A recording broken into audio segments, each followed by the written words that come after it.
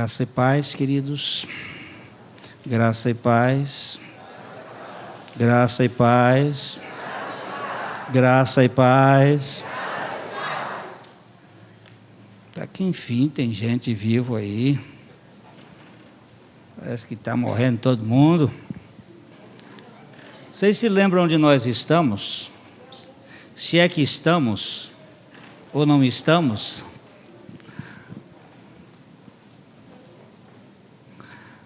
Onde nós estamos na Bíblia? Colossenses capítulo 1, versículo 9, 10 e 11. E 12 para não ser. Eu vou pedir aí que o nosso, ou a nossa leitora, ou o nosso leitor, não sei quem deles vai ler. Se é o marido ou se é a esposa. Colossenses 1, de 9 até 12. Por esta razão, também nós, desde o dia em que o ouvimos, não cessamos de orar por vós e de pedir que transbordeis de pleno conhecimento da sua vontade, em toda sabedoria e entendimento espiritual, a fim de viverdes de modo digno do Senhor, para o seu inteiro agrado, frutificando em toda boa obra e crescendo no pleno conhecimento de Deus, sendo fortalecidos com todo o poder, segundo a força da sua glória, em toda perseverança e longanimidade, com alegria, dando graças ao Pai, que vos fez idôneos à parte que vos cabe da herança dos santos na luz. Ó Pai, nós nos colocamos diante de Ti como instrumentos incapazes, desafinados, pedindo a Tua infinita misericórdia, para que fales aos nossos corações.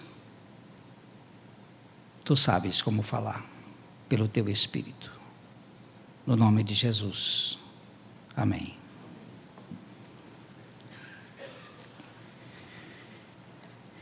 Sendo fortalecidos com todo o poder segundo a força da sua glória.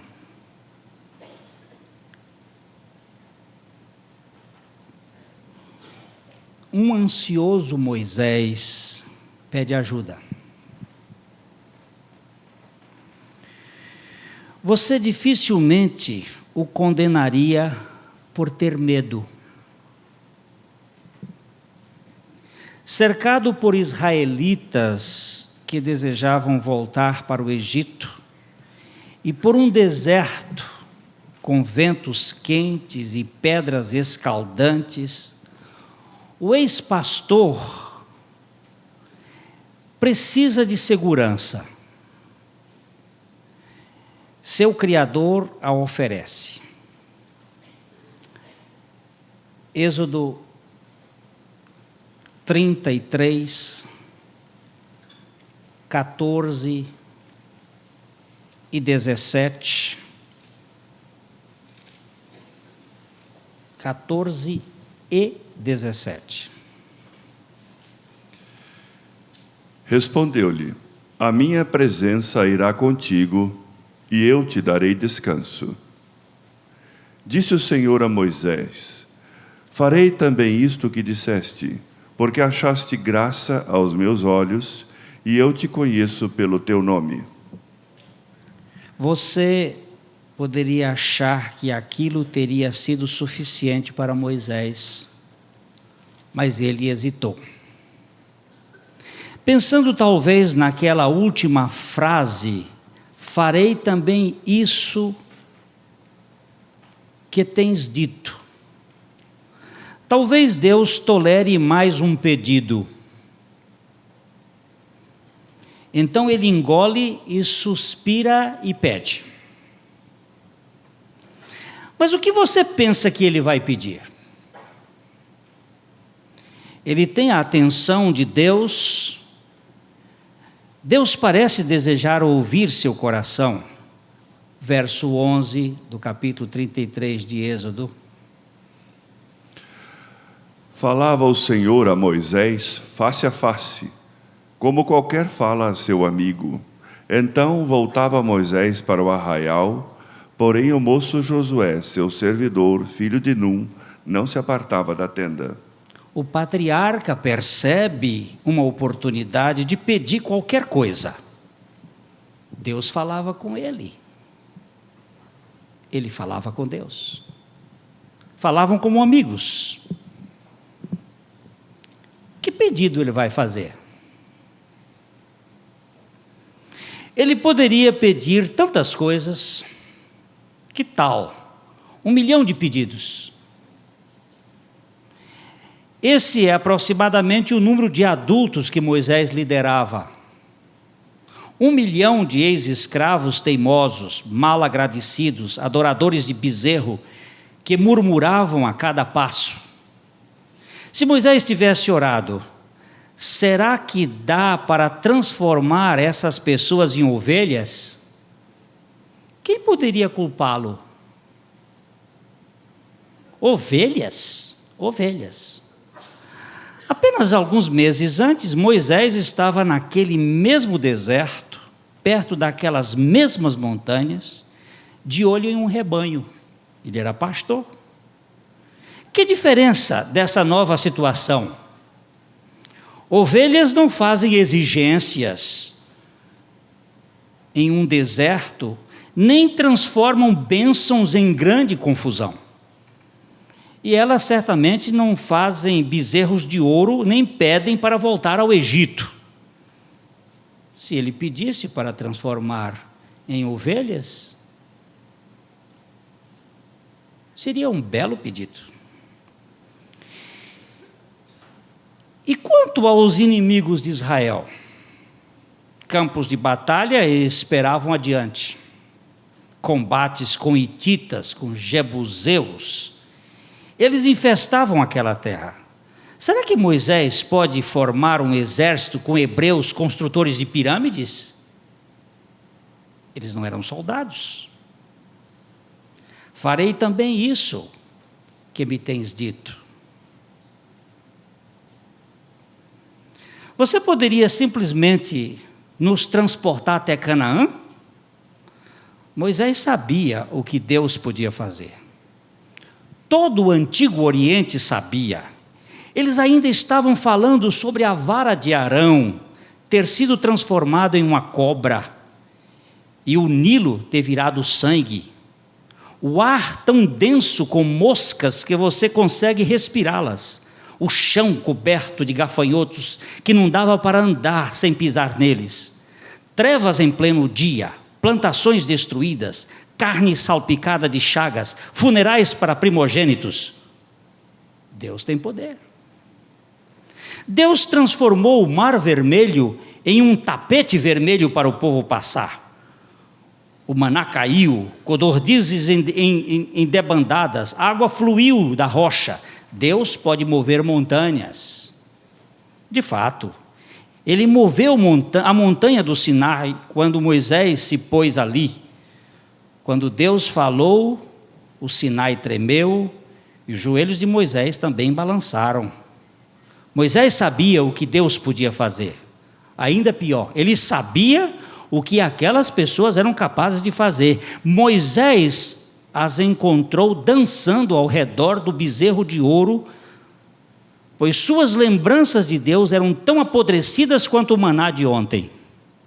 Ele carregava os mandamentos de Deus escritos em tábuas de pedra, enquanto os israelitas estavam adorando um animal de fazenda sem vida. Era mais do que Moisés podia suportar. Ele derreteu o animal de metal, transformou o ouro em pó e obrigou os adoradores a beberem aquilo tudo. Deus estava pronto para liquidá-los e recomeçar como Moisés, como tinha feito com Noé. Porém, 2 vezes Moisés clamou por misericórdia, e 2 vezes a misericórdia foi estendida sobre eles.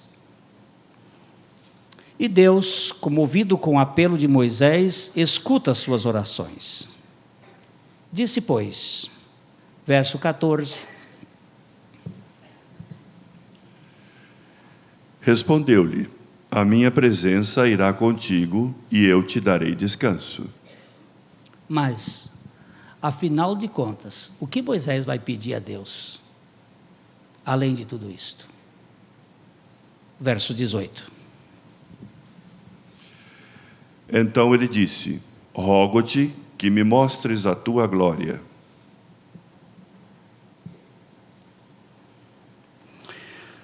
Nós atravessamos a fronteira quando fazemos um pedido como este. Quando o nosso desejo mais profundo não é pelas coisas de Deus, ou um favor da parte de Deus, mas o próprio Deus, nós ultrapassamos o limite. Menos foco em si mesmo, mais foco em Deus.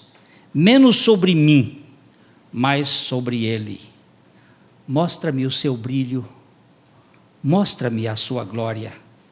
Moisés está pedindo em oração: deixe-me ver sua proeminência. Sua essência extra espetacular que faz o coração parar e o chão tremer. Esqueça o dinheiro e o poder. Vá além da juventude. Posso viver com um corpo que envelhece, mas não posso viver sem a sua pessoa. Eu quero mais de Deus, por favor, gostaria de ver mais de sua glória. Por que Moisés queria ver mais da glória de Deus?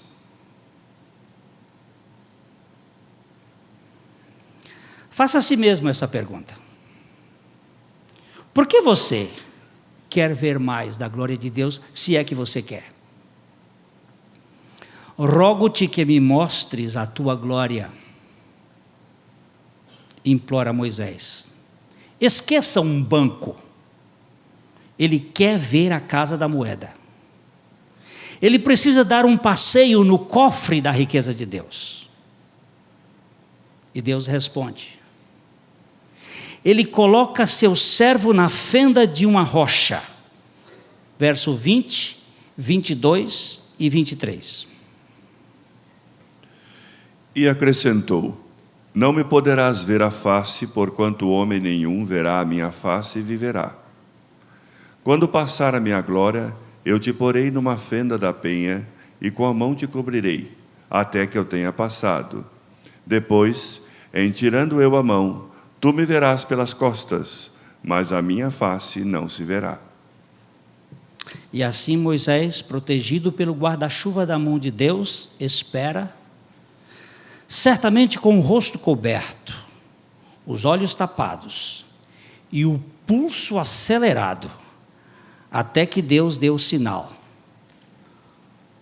Quando a mão é erguida, os olhos de Moisés fazem o mesmo e captam um vislumbre distante, já desaparecendo das costas de Deus. O coração e o rosto do Criador são demais para Moisés suportar. Um vislumbre tênue servirá. Consigo ver os longos cabelos grisalhos de Moisés sendo assoprados para trás e a sua mão calejada agarrando uma rocha na parede para evitar uma queda. E à medida que aquela situação volta ao normal, podemos ver o impacto. Seu rosto brilha, reluzente como se estivesse sendo iluminado por milhares de tochas. Desconhecido para Moisés, mas inegável para os hebreus, e a sua face radiante. Quando ele desceu da montanha, os filhos de Israel não podiam fitar os olhos na face de Moisés, por causa da glória do seu rosto. As testemunhas não viram raiva em suas mandíbulas, preocupação em seus olhos, ou uma contração em seus lábios. Eles viram a glória de Deus em sua face. Ele tinha alguma razão para ter raiva? Alguma causa de preocupação? É claro, os desafios esperavam por ele. Um deserto e 40 anos de grandes desafios. Mas agora, tendo visto a glória de Deus, ele podia encarar tudo isso. Desculpe a minha intromissão, mas o pedido de Moisés não deveria ser o seu? Quem escreve é Max Lucado.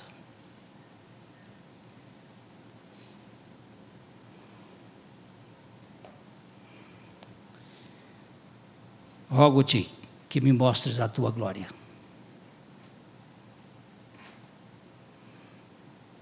Tanta coisa para pedir. Vai pedir exatamente glória? Não a minha, a dele. Não a do povo de Israel, a de Deus. O que tem a ver glória? É a essência de Deus.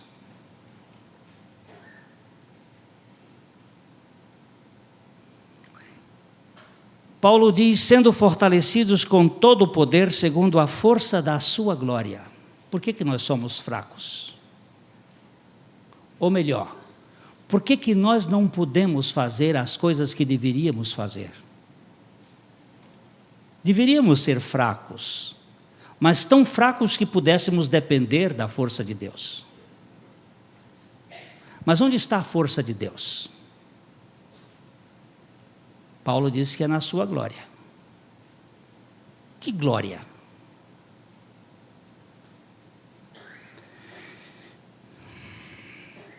O ministério do Velho Testamento, o ministério dos 10 mandamentos, foi glorioso. Nós lemos em 2 Coríntios capítulo 3, versos 7 e 8, que o ministério da morte, gravado em letras, na pedra, era um ministério de glória.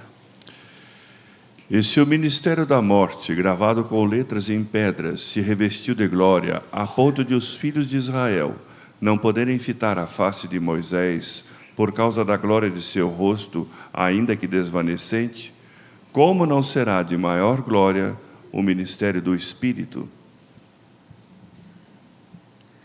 Se aquele que era o ministério da morte foi glorioso, a ponto do povo não poder se aproximar do monte que fumegava. Pergunta Paulo, como não será mais glorioso o ministério do Espírito Santo? Mas qual é o ministério do Espírito Santo? O que o Espírito Santo veio fazer aqui na terra? Jesus disse que ele veio falar dele e revelar a ele mesmo, isto é, falar de Jesus e revelar a Cristo. Aonde está a glória de Deus? Vocês se lembram de Isaías, quando ele viu o Senhor? No ano da morte do rei Uzias, vocês se lembram que os serafins, único lugar da Bíblia em que aparece estas entidades de asas, que possuem 6, e que tinham 2 só para cobrir o rosto, por causa da glória do Senhor, e 2 para cobrir os pés, por causa da santidade do Senhor. E Isaías disse, eu vi o Senhor, e quando ele viu, ele caiu por terra. E a única palavra que ele disse foi, ai de mim. Ai de mim, que sou um homem de lábios impuros. Eu sou podre. Mas Deus se deixou ver, ou se mostrou a mim.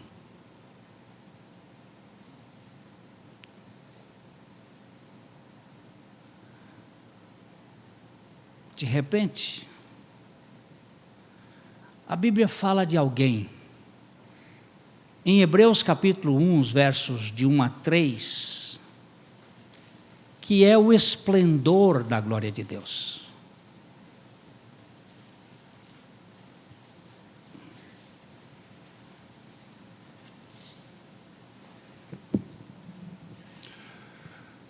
Havendo Deus outrora falado muitas vezes e de muitas maneiras aos pais pelos profetas, nestes últimos dias nos falou pelo Filho, a quem constituiu herdeiro de todas as coisas, pelo qual também fez o universo.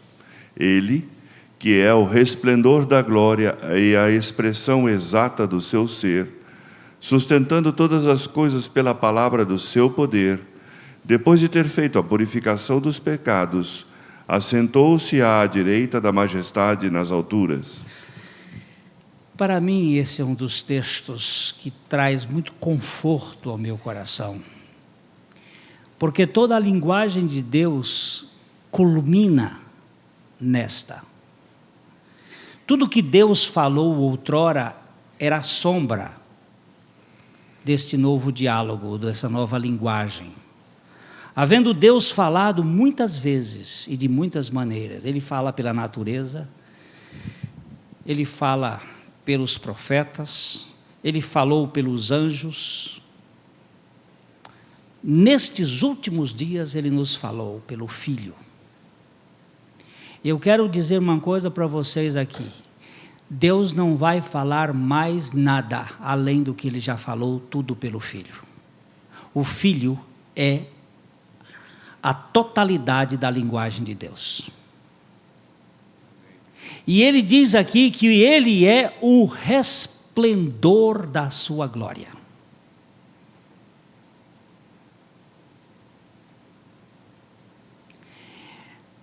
Moisés não pôde ver o rosto de Deus. Isaías, quando viu o rosto de Deus, caiu por terra.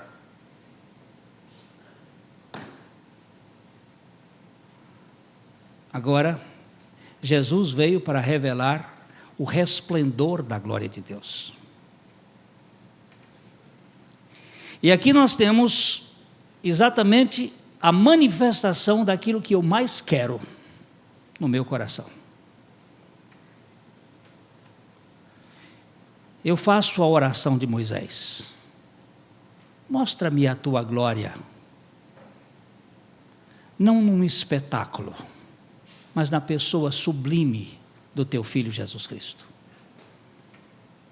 Aquele verbo que se fez carne e habitou entre nós, cheio de graça e de verdade. E vimos a sua glória, glória como do unigênito do Pai. É bom a gente ver algumas películas com histórias interessantes, mas isso não fascina o coração. É bom a gente ver paisagens bonitas da criação de Deus, mas elas estão revelando a glória da criação, não a própria essência da pessoa de Deus. Mas Ele é o resplendor da sua própria glória e a expressa e exata manifestação do seu ser. Quando eu olho a Jesus, eu vejo toda a glória de Deus e a força do seu poder. Em 2 Coríntios, no capítulo 4, no verso 6, Paulo, este homem é fanatizado por esta glória, obcecado por a glória de Deus, no rosto de Cristo.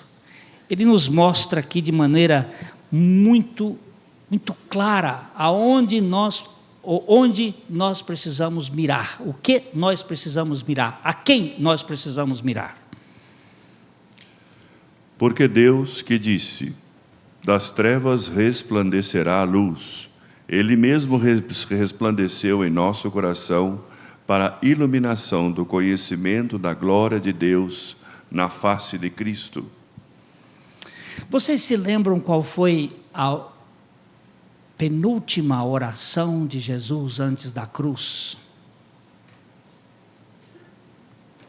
ele fez uma oração com os seus discípulos e ele disse assim: Pai, é chegada a minha hora, glorifica-me com a glória que tínhamos antes da fundação do mundo. E o Pai disse: eu já o glorifiquei e glorificá-lo-ei ainda.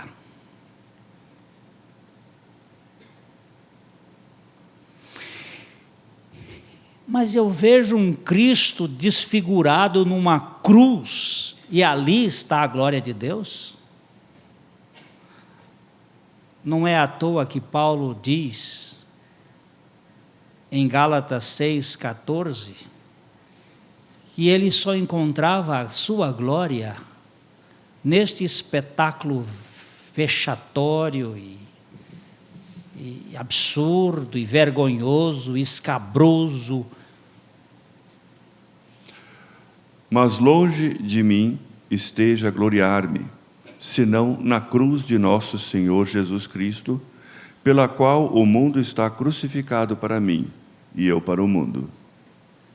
Paulo viu uma glória na cruz.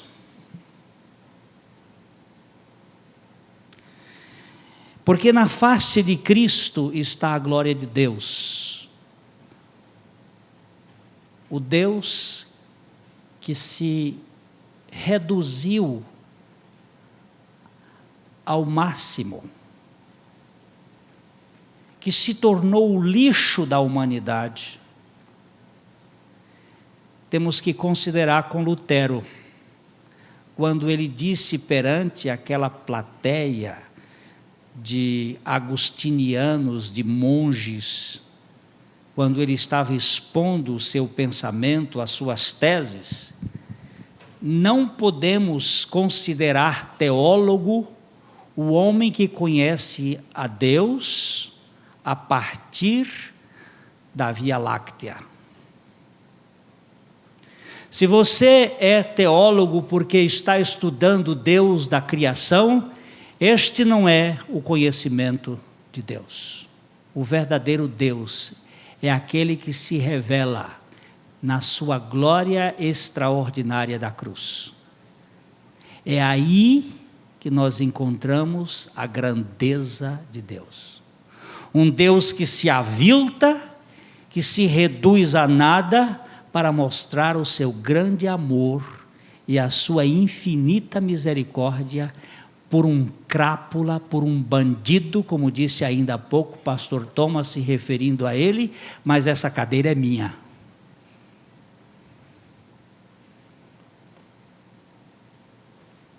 O maior de todos os pecadores, achado pela maior de todas as manifestações de grandeza, uma cruz.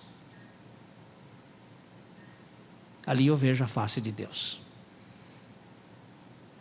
Ali eu vejo a glória de Deus sendo revelada a mim. No Salmo 63, no verso 2,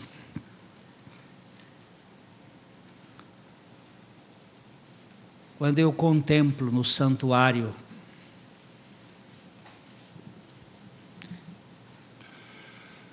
assim eu te contemplo no santuário, para ver a tua glória, a tua força e a tua glória.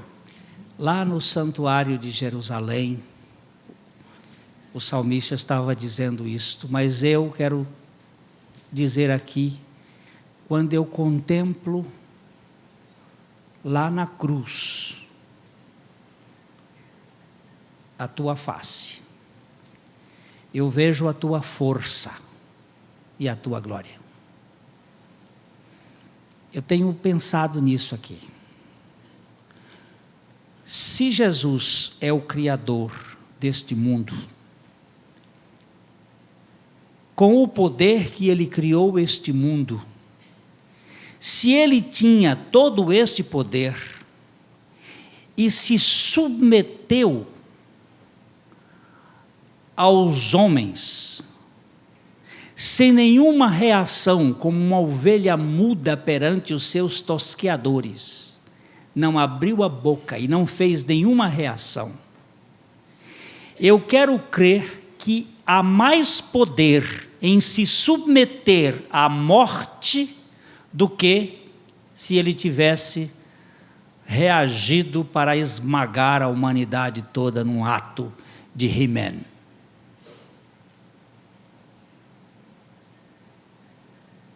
Não existe para mim nenhum poder maior do que o poder da renúncia, da humilhação, do esvaziamento. Você ser um fracote e receber a afronta de um grandalhão e ficar quieto, isso não é virtude. Eu saía correndo.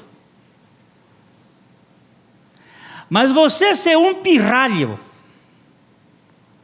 um nanico, e levantar-se diante de um gigante Golias, com um pouco de pedra nas mãos, e dizer para ele assim: eu venho a ti em nome do Senhor dos Exércitos, para mim, no mínimo, isso é loucura. Ou então é profunda confiança. Agora, submeter-se, o Criador do Universo, a ir para uma cruz, e ele passivamente se submeter aos cravos, sem nenhuma reação, isso é paradoxal. Por que nós não temos poder? Porque nós estamos atrás da nossa glória. Nós queremos ser reconhecidos, nós queremos ser louvados, nós queremos ser apreciados. Esta exibição de força, essa contradição de vontades, ele: não quero fazer a minha vontade, mas a tua vontade, ó Pai, ainda que saia todo o sangue, ainda que eu fique anêmico na tua presença, mas uma coisa eu quero: me submeter à tua vontade. Você pode entender coisa maior do que isso? 2 Coríntios 3:18. E todos nós, com o rosto desvendado, contemplando como por espelho a glória do Senhor, somos transformados de glória em glória na sua própria imagem, como pelo Senhor, o Espírito. Como será de maior glória o ministério do Espírito?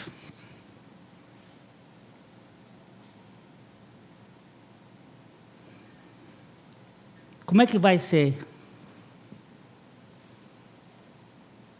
Só existe um caminho,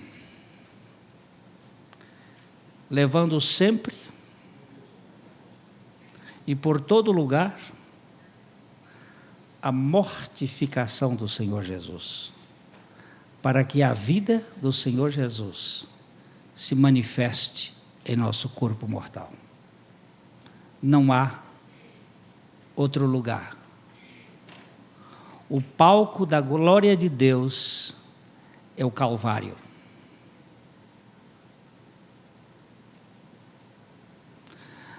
Não é um picadeiro, não é um palanque. Hoje, certamente, em São Paulo, nesse dia do trabalho, estão lá multidões em torno das conversas dos políticos e das festas dos cantores de banda e dos bandos, dos bandidos, que prometem e fazem tudo, junta multidões. Mas Jesus diz uma coisa muito interessante para a sua igreja: não temas, ó pequenino rebanho, porque o Pai agradou dar-vos o seu reino. E é nesta cruz que está a glória e está a força.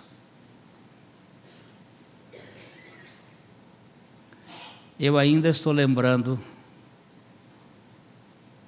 de Telêmaco, aquele velho monge romano que chegou lá no Coliseu, cheio. Ele ouvia falar que havia espetáculo de gladiadores.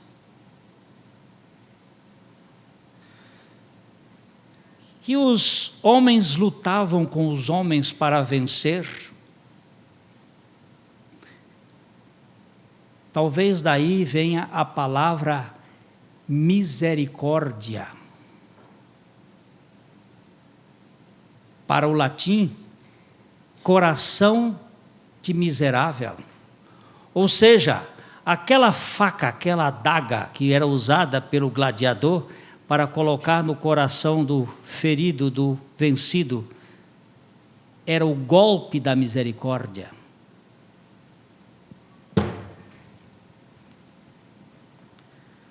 E as multidões vibravam quando o dedo do imperador era levantado. Telêmaco, assistindo aquele espetáculo, gritou, desceu até o meio e disse: isto é um absurdo! Homens matando homens! A multidão gritava: mata, mata, mata! E o velho monge clamou em nome de Deus e de Jesus Cristo, pedindo que todos tivessem bom senso, que não fossem feras matando feras. E a multidão gritava: mata, mata! Até que o gladiador cortou-lhe a cabeça. Foi o último espetáculo daquele local. Daquele dia em diante, a história não conta mais que houve gladiadores lutando. A fraqueza de um monge foi a vitória da fé.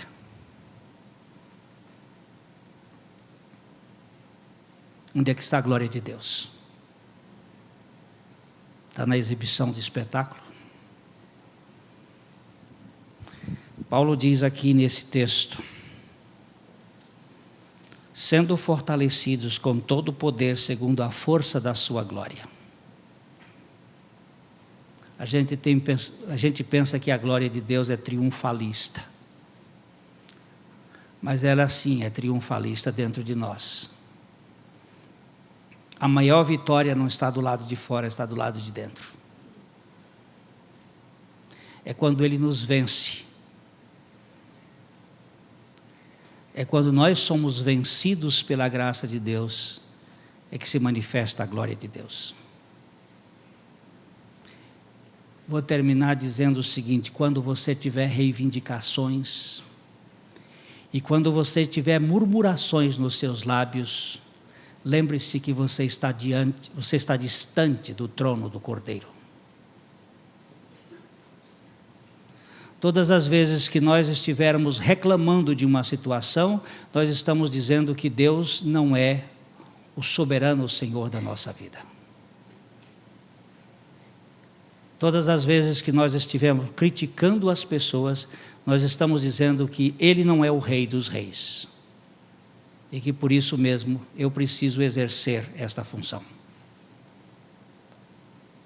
A única linguagem do adorador é o louvor, é a exaltação, é a glória daquele que venceu.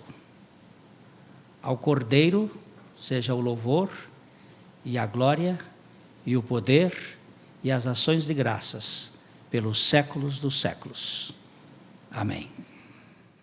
A mensagem que você acabou de assistir faz parte do Ministério de Comunicação Palavra da Cruz. Temos um grande acervo de estudos bíblicos em áudio e vídeo, Distribuímos também gratuitamente o jornal mensal Palavra da Cruz. Entre em contato conosco pelo fone 0 operadora 43 3372 8900 ou pelo e-mail livraria@piblondrina.com.br. Visite-nos pelo site www.livrariapiblondrina.com.br ou acesse www.piblondrina.com.br. Graça e paz.